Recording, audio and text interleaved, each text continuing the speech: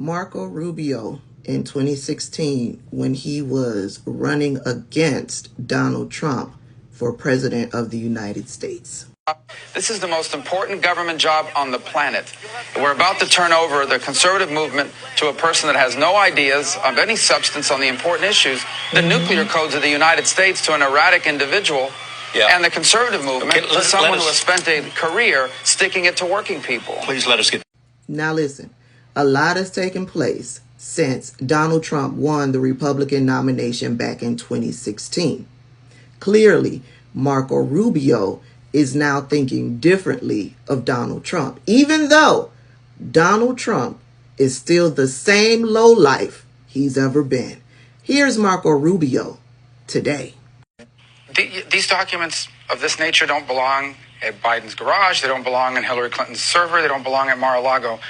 But there's no allegation here. Even if you read the indictment, nowhere does it say, and as a result, the national security of the United States was harmed in this way. Okay?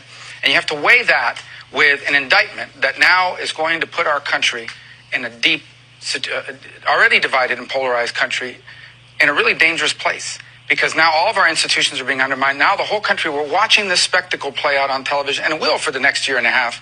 Not to mention, there's real questions about whether the president can get a fair shake here. I mean, what lawyer licensed to practice in the Southern District of Florida, works at a firm whose clients aren't going to complain if he signs up the president, can get the clearance to do a national security, and is actually a good lawyer? How hard is that going to be to find?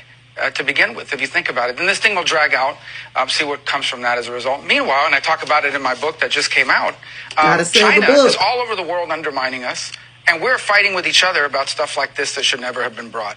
And so I just think this is a sad and terrible day. I know there's people in the press that are giddy about it, Democrats and partisans that are giddy about it, but this is really bad for America, this indictment. It was a bad decision to bring it. I don't think it was justified or merited, and we're going to pay a terrible price for it.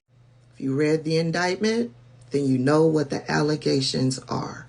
And if you truly know what the allegations are and the steps Donald Trump took to obstruct justice, then you know Marco Rubio is full of shit.